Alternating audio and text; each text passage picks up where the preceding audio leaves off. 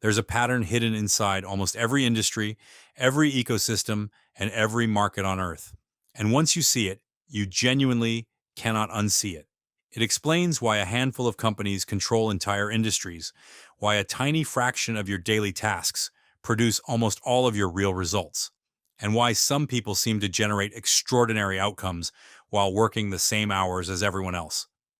Most of us were taught a simple idea growing up: work harder, get more, put in 10% more effort, earn 10% more back. Linear, predictable, fair. The problem is, that's not how the world actually works. Most things in life are not distributed evenly. Some inputs contribute dramatically more than others. And the people who figure that out early tend to operate in a completely different league. What they've figured out is the power law. Here's what we're going to do in this video. First, I'll give you a quick, practical explanation of what power laws actually are and why they show up everywhere, from earthquakes to Amazon to the forest outside your window. Then, and this is where we'll spend most of our time, I'll walk you through 10 specific ways you can start using this pattern to your advantage starting tomorrow morning. And I want to flag something right now.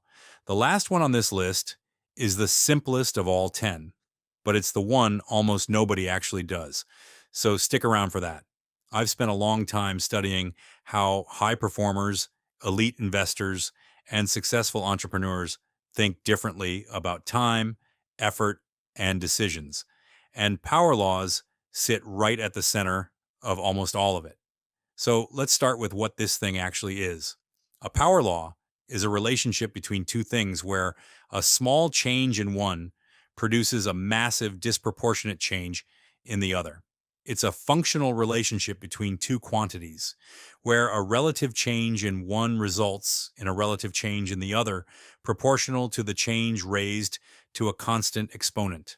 In plain English, a little more of the right thing produces a lot more of the result, and a little less of the wrong thing barely costs you anything. Power laws are found in natural phenomena like the size of earthquakes, the frequency of words in a language, the population of cities, the number of species in an ecosystem, and the distribution of wealth in a society. Think about that for a second. Earthquakes, languages, cities, wealth.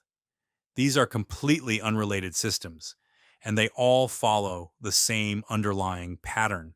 That's not a coincidence. Power law distributions capture the essence of the long tail effect, where most of the mass or frequency is concentrated in a few outliers, while the majority of observations are insignificant.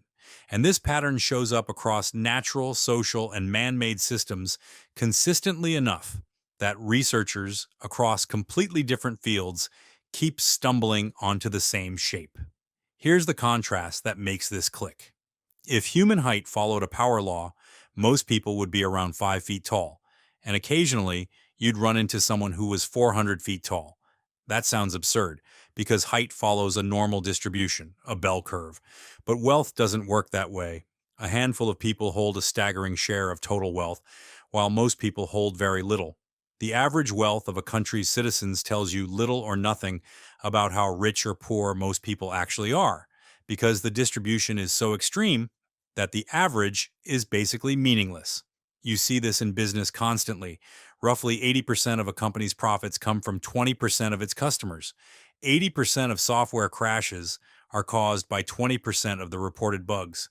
80% of your results come from 20% of your tasks. And 80% of a company's revenue is generated by 20% of its sales team. This is the Pareto principle, named after an Italian economist who noticed that approximately 80% of Italy's land was owned by just 20% of the population. He later found similar distributions in pea plants in his garden and in other economic and natural data. He didn't invent this pattern, he just noticed it, and it turned out to be everywhere. Research on U.S. firms found a strikingly simple pattern. The number of firms having total sales S is proportional to 1 S2. In plain terms, firms with sales of $1 million are 4 times as numerous as those with $2 million, which are 4 times as numerous as those with $4 million, and so on, right across the board from tiny businesses up to vast multinationals. The same curve, every time. Amazon's revenue is dominated by a small fraction of its product catalog. The most used words in any language, the, a, is, get used far more than all other words combined. In a forest, a few massive trees capture most of the sunlight. On YouTube, a small number of videos drive the overwhelming majority of total views. The pattern repeats across every domain you look at.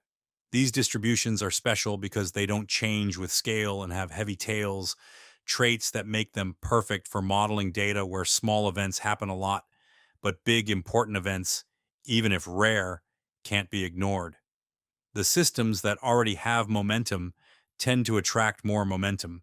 The channels with more views get recommended more. The companies with more customers attract more customers. The investors with more capital access better deals.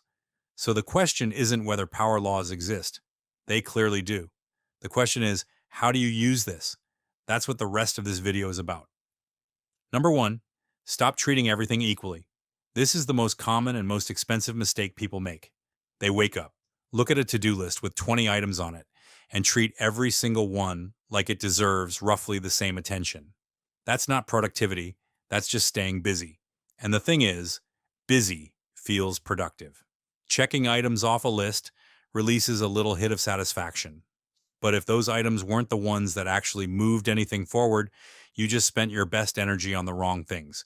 The high leverage work, for most knowledge workers, is the 1 to 3 activities where their specific judgment, skill, or context produces outcomes others cannot produce.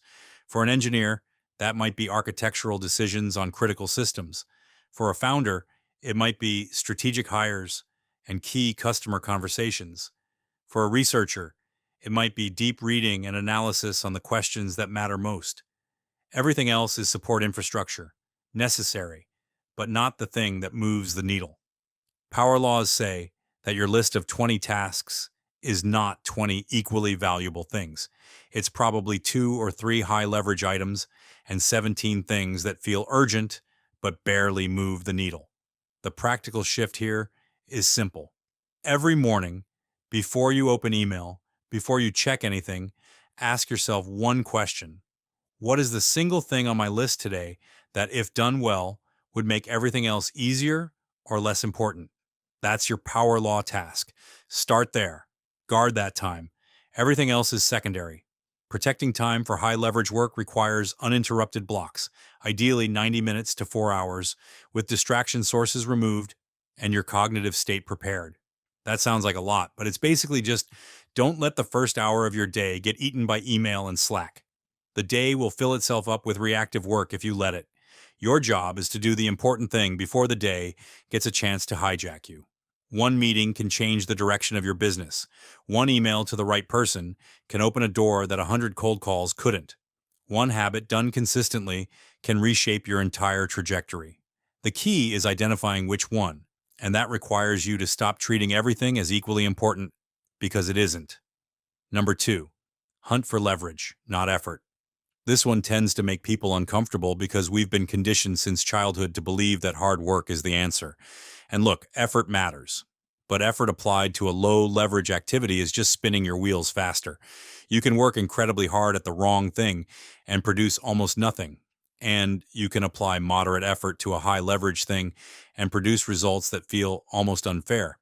The Pareto principle reveals that roughly 80% of outcomes stem from just 20% of causes. So instead of asking, how can I work harder at this? Start asking, what would create 10 times the result with the same amount of time? That's a fundamentally different question, and it leads you to fundamentally different answers. Automation, templates, delegation, teaching someone else a skill so it multiplies through them, building software or systems that do the work while you're asleep, investing money so that capital is working alongside your labor. These aren't shortcuts, they're leverage. And leverage is exactly what power laws reward. Think about a template, for example. You spend 2 hours building a template for a process you run every week. That's 2 hours of effort that saves you 30 minutes every single week going forward. In a year, that 2-hour investment has saved you 26 hours. That's leverage. Or think about delegation. You spend time teaching someone a skill that takes you 4 hours a week. Once they've got it, you've essentially bought back 4 hours every week indefinitely. The most productive people you know aren't working 10 times harder than you. They've found the things that produce 10 times the output, and they've put almost all of their energy there. Modern organizations are putting this into practice by focusing on the 20% of work that delivers 80% of outcomes. And AI is making this approach increasingly practical for teams seeking to maximize impact. The tools have gotten better, which means the gap between people who think about leverage and people who don't is actually widening, not shrinking. Number 3, find your keystone habit. Here's where this gets interesting, because habits follow power laws too. Most habits have a modest effect on your life, but certain habits, the right ones, don't just improve one area. They create a cascade. They change your energy, your decisions, your identity, your output. The concept of keystone habits offers a different approach. Rather than trying to change everything at once, you identify the one or two habits that, when established, make other positive changes more likely to happen, creating cascading effects across multiple domains of your life. A keystone habit is a single behavior that triggers automatic improvements across multiple life domains without separate willpower. Unlike regular habits, keystone habits create cascades. Exercise often leads to better eating, reduced drinking, improved sleep, and better emotional regulation, all from one habit. Sleep is probably the most obvious one. Whenever sleep is solid, a bunch of positive knock-on effects follow. More productivity, healthier food choices, more exercise, and a generally better experience of daily life. One habit, cascading across almost every other area of your life. Research on exercise is remarkably consistent. People who establish regular exercise see improvements across multiple domains that seem unrelated to physical activity. Sleep quality improves, which affects emotional regulation and immune function. Stress and anxiety reduce, which improves decision making. And a sense of accomplishment builds self-efficacy. A study of 92 adults establishing exercise routines found that exercisers spontaneously decreased smoking, reduced alcohol consumption, and improved emotional regulation. And only 22% had consciously targeted diet change, yet diet improved across the group. The exercise habit created contextual and identity cascades without deliberate focus. That's a power law in habit form. One input, multiple outputs, none of which required extra effort to produce. The question worth sitting with is, which habit, if I locked it in, would make the other habits easier? That's your keystone. Find it. Everything else gets easier once it's in place. And here's something to keep in mind as we go through the rest of these. I mentioned at the start that the last point is the simplest of all 10 and also the most neglected. We're getting there. Keep watching. Number 4, double down on winners. Most people, when they see something working, get nervous. They think, I shouldn't put all my eggs in one basket. So they spread resources around evenly. A little bit to every product, every employee, every marketing channel, every customer. This feels responsible, but it's actually a power law violation. A mid-sized SaaS company facing stagnant sales ran a data audit and discovered that just 17% of their clients contributed to 83% of the revenue. After restructuring their account management strategy to focus on those key accounts, client retention improved by 29% and upsell opportunities increased significantly. They weren't working harder. They just stopped spreading effort evenly across accounts that weren't contributing equally. Knowing that 80% of sales are made by 20% of your sales associates indicates where you should focus your attention and resources. Reassigning high-performing salespeople to your biggest accounts and boosting their skills through training can increase your revenue. The same logic applies to products. If one product is driving most of your revenue, that product deserves most of your attention, most of your marketing budget, and most of your development time, not an equal share. If one marketing channel is generating 80% of your leads, you don't split your budget evenly across 6 channels. You pour fuel on the one that's already burning. An e-commerce blog with 120 published posts found that just 22 articles drove over 85% of their organic traffic. After optimizing their content strategy to focus on those high-performing posts, monthly traffic rose by 18% while content production costs dropped by 30%. They didn't need more content. They needed to double down on the content that was already working. This applies personally too. Your best client relationship probably deserves more of your time than your 10 weakest ones combined. Your most productive hour of the day deserves protection, not a meeting. Feed your winners. That's how power law systems compound. Number 5, stop fixing tiny problems. Here's a trap that kills productivity quietly. You spend 2 hours fixing something that, even if fixed perfectly, changes almost nothing. The inbox is organized. The spreadsheet is color-coded. The process is slightly smoother, and none of it moves the needle. It feels like work because it is work. It just happens to be work on things that don't matter very much. The filter here is a simple question. If I solved this perfectly, would my life or business actually change?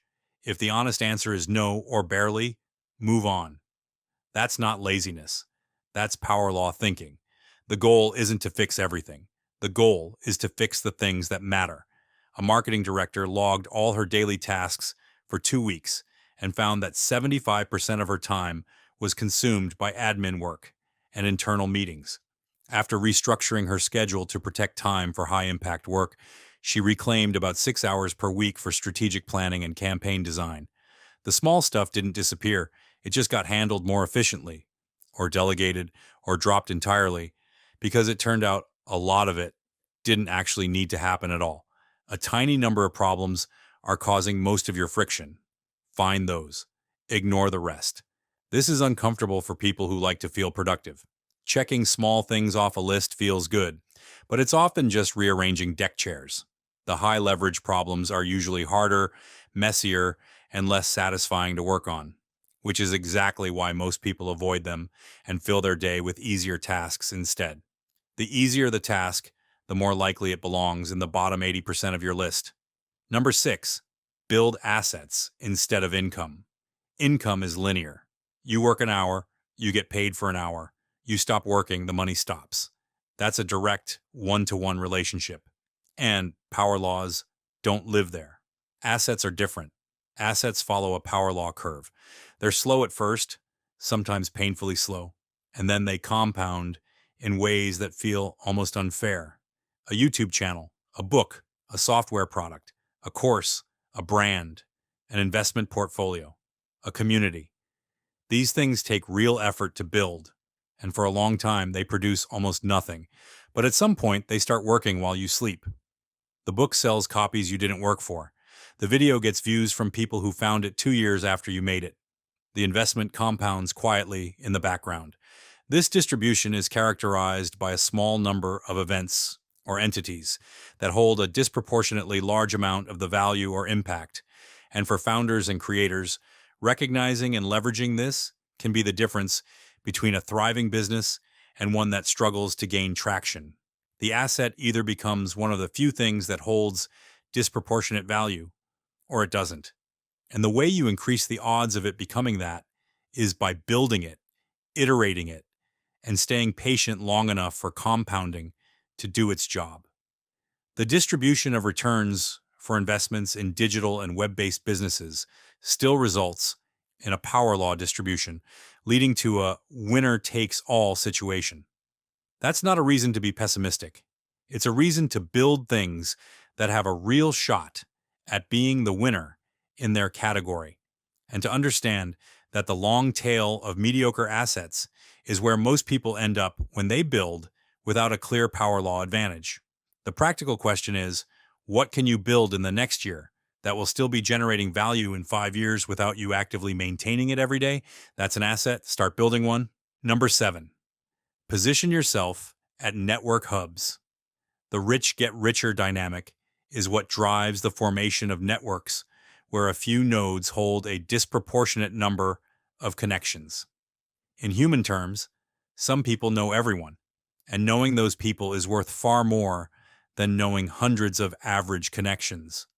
This isn't about being transactional or treating relationships like spreadsheet entries. It's just recognizing that not all connections carry equal weight, and that a few well-placed relationships can open more doors than years of broad networking. You don't need a massive network. You need the right nodes in your network, the conference organizer who knows every speaker, the recruiter who places people at the best companies, the community builder who everyone in your industry follows, the investor who has deal flow from 100 founders. One relationship with the right person can replace years of cold outreach and networking events. For most knowledge workers, the highest leverage activities are the 1 to 3 things where their specific judgment, skill, or context produces outcomes others cannot produce. The same logic applies to relationships. The highest leverage connections are the ones where a single introduction, recommendation, or conversation produces outcomes that 100 ordinary interactions couldn't. So instead of trying to meet everyone, start asking, who are the connectors in my space? Who do the people I want to know already know? Get in front of those people. Add value to them specifically. One well-placed relationship in a power law network is worth more than 100 peripheral ones. And this works in reverse too. If you want to become a hub yourself, if you want to be the person other people want to know, the fastest way to do that is to be genuinely useful to the people already at the center of your industry. Help the connector connect, introduce people, solve problems for the people who are already well positioned. That's how you move from the long tail of the network to the part of the curve that actually generates momentum. Number 8, become exceptionally good at one thing. A power law suggests that a select few entities control the majority of results in a given domain. In skill markets, that means being good is fine, being great is better, but being genuinely exceptional at one specific thing creates opportunities that average performers simply don't see. The market doesn't pay linearly for skill. The best salesperson at a company doesn't earn 10% more than the second best. They often earn 2 or 3 times more. The best coder gets recruited constantly. The best storyteller builds an audience that compounds for years. In sports, 20% of players account for 80% of the points scored. The same dynamic plays out in almost every professional field. The top performers aren't just a little better. They capture a wildly disproportionate share of the rewards. And the gap between pretty good and genuinely elite is often smaller in terms of raw skill than it is in terms of outcomes, because the market rewards the best option, not the second best option. This isn't about being a specialist who knows nothing else. It's about having one thing you're known for, one thing you're clearly elite at, that opens doors and creates leverage everywhere else. Coding, sales, writing, public speaking, AI. Pick one. Go deep. The returns on genuine mastery in a power law market are non-linear, meaning the gap between good and great is much larger than it looks from the outside. And the people who get there aren't necessarily the most talented. They're usually the ones who stayed in the game long enough for compounding to kick in. Which brings us to number 9. Number 9, let compound time work for you. This might be the most underappreciated idea in this entire list. Most people quit things right before the curve starts to bend. They learn a skill for 6 months and feel like they're not progressing fast enough. They start a YouTube channel and quit after 30 videos because growth feels flat. They start investing and sell when markets dip. They start a business and pivot before the product has had time to find its audience. Here's what's actually happening in those moments. Compounding is real, but it's invisible at the start. The curve looks flat for a long time, and then it bends sharply upward, but only for the people who stayed. And the cruel thing about this is that the flat part of the curve is where almost everyone quits, because it genuinely does look like nothing is happening. It's not that they're wrong to feel frustrated, it's that they're reading the signal incorrectly. Flat early progress in a compounding system is not evidence that the system isn't working. It's just how the math works before the curve bends. The 80-20 rule is an empirical regularity produced by power law distributions, which emerge when outcomes depend on multiplicative processes, preferential attachment, or feedback loops. Compounding is a multiplicative process, which means the early returns are small, not because the system is broken, but because multiplication on a small base produces a small number. The base has to grow first, and the base grows slowly, then suddenly. Think about someone learning a language. The first 6 months feel like almost no progress. You can barely order food. But somewhere around month 12 or 18, something clicks. The vocabulary that felt like memorization starts to feel like thinking. The grammar that required conscious effort starts to feel automatic. The curve bent. The people who quit at month 4 never got to see it. This applies to fitness, to learning a skill, to a marriage, to an investment account, to a business. The timeline is almost always longer than you want it to be, and the payoff is almost always larger than you expected, if you stay. So before you quit something, ask yourself, am I quitting because this genuinely isn't working, or am I quitting because the curve hasn't bent yet? Those are very different situations with very different right answers. Okay, number 10. This is the one I mentioned at the beginning, the simplest idea in this whole video, and the one most people never actually do. Number 10, ask the power law question every single morning. Here it is. If one thing today produced 80% of tomorrow's results, what would it be? That's it. That's the whole thing. One question, every morning. Before you check your phone, before you open your inbox, before you look at your calendar, ask that question and write down your honest answer. The biggest advantage of this approach is creating maximum impact with focused effort. By prioritizing initiatives in the right order, you can work more efficiently and improve metrics faster. But most people never stop long enough to identify which 20% that is. They just start doing things. They respond to whatever feels urgent. They fill the day with motion and call it productivity. This question forces a different kind of thinking. It forces you to zoom out before you zoom in. It makes you confront the uncomfortable truth that most of what's on your list today doesn't actually matter that much, and it makes you commit before the day hijacks you to the thing that does. It also has a subtle secondary effect. Once you've written down your honest answer, it's harder to rationalize spending your first 2 hours on email. The question creates a kind of accountability to yourself that you wouldn't have otherwise. Being busy is not the same as being productive. Entrepreneurs and self-employed individuals often feel they have to work excessive hours, but this type of behavior can create a skewed work-life balance that becomes unhealthy, leads to burnout, and decreases productivity. The power law question is the antidote to that cycle. It's not about working less. It's about making sure the work you do is the work that actually counts. The core idea is to prioritize work and spend your most productive hours on the tasks that carry the highest value or return. This question is just a daily mechanism for doing exactly that. Do it for 30 days. Write the answer down. Then actually start your day with that thing. Not after email, not after the morning meeting. That thing first. You will be genuinely surprised how much changes. So let's bring this all together. We started with a simple observation. The world isn't linear. Roughly 80% of outcomes stem from just 20% of causes, and this describes a common imbalance observed in many real-world systems, where a small number of factors account for a large portion of results. Power laws aren't a quirk of mathematics. They're ubiquitous in nature, science, and society. They're the operating system of the natural world, of markets, of networks, of careers. And the 10 ways to use them come down to one underlying shift in how you think. Stop treating inputs as equal. Start hunting for the few things, the few habits, the few relationships, the few skills, the few assets that produce disproportionate results.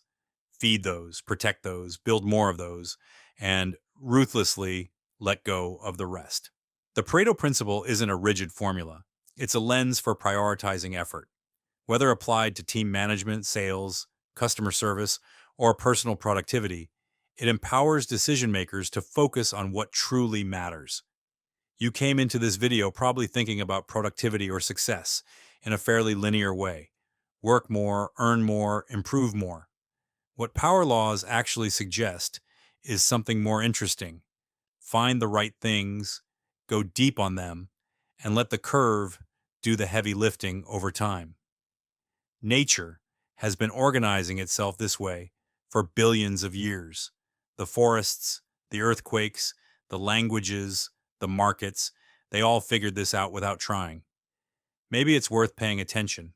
If this kind of thinking is interesting to you, hidden patterns, mental models, the principles that quietly govern how the world works, then you're going to want to stick around on this channel because that's exactly what we explore here. Hit subscribe so you don't miss the next one. And if you found this useful, drop a comment below telling me which of the 10 you're going to apply first. I genuinely read those, and it helps more people find this video. Now go watch the next one. I'll see you there.